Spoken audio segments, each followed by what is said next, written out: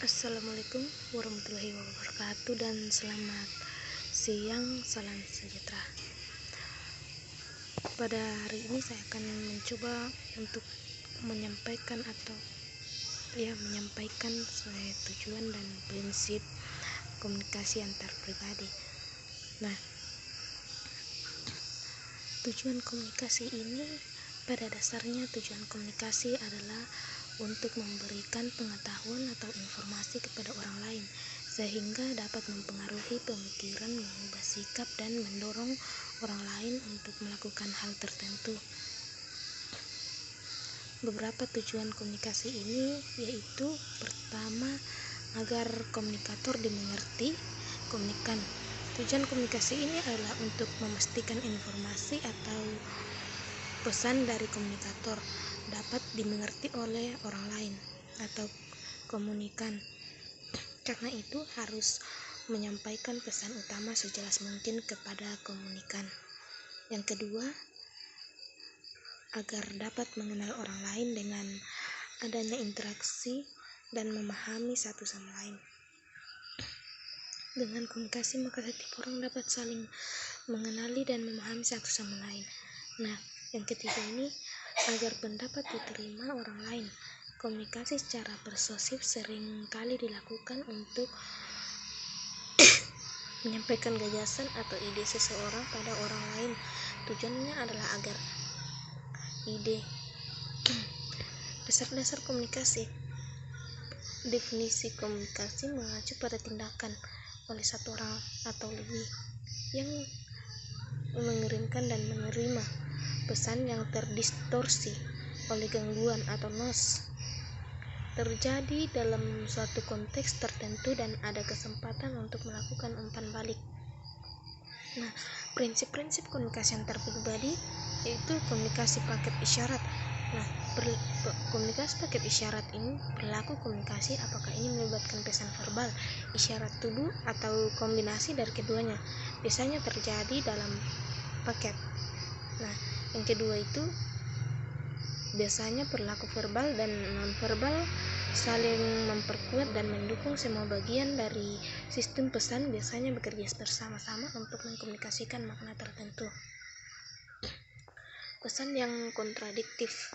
Nah, pesan yang kontradiktif berkomunikasi pesan verbal dan non-verbal yang saling bertentangan atau berbaur. Bayangkanlah seseorang yang mengatakan, "Saya begitu senang bertemu dengan Anda," tetapi berusaha menghindari kontak mata langsung dan melihat ke sana kemari untuk mengetahui siapa lagi yang hadir. Orang ini mengirimkan pesan-pesan yang kontradiktif atau juga dinamai dengan pesan berbaur. Komunikasi proses penyesuaian. Komunikasi hanya dapat terjadi bila para komunikatornya menggunakan sistem isyarat yang sama. Jelas terlihat pada orang-orang yang menggunakan bahasa berbeda. Anda tidak akan berkomunikasi dengan orang lain jika sistem bahasa Anda berbeda. Nah, tidak ada dua orang yang menggunakan sistem isyarat yang persis sama. Hal ini dipengaruhi banyak faktor seperti tingkat pendidikan, umur, budaya, dan lain sebagainya.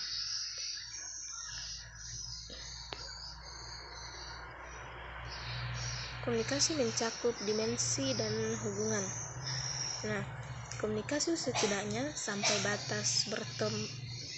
batas tertentu berkaitan dengan dunia nyata atau sesuatu yang berbeda di luar atau bersifat ekstrem bagi pembicara dan pendengar, tetapi sekaligus komunikasi juga menyangkut hubungan di antara kedua pihak.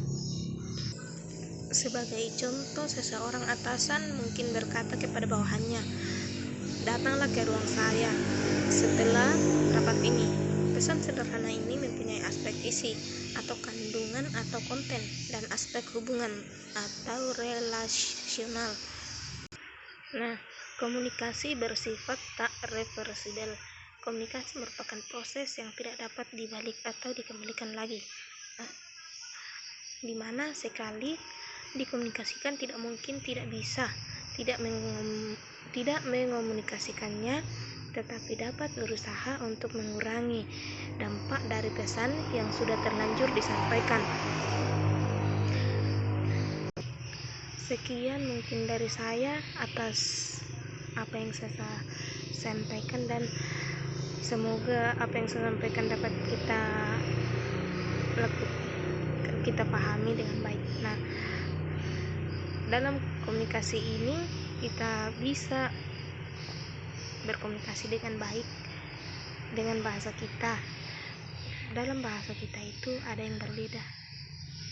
Semoga apa yang saya sampaikan kurang dan lebihnya mohon dimaafkan, atau mungkin ada kata-kata yang salah atau kurang berkenan di hati kita, tolong dimaafkan karena kita di sini baru sama-sama belajar. Sekian, terima kasih. Assalamualaikum warahmatullahi wabarakatuh. Selamat siang.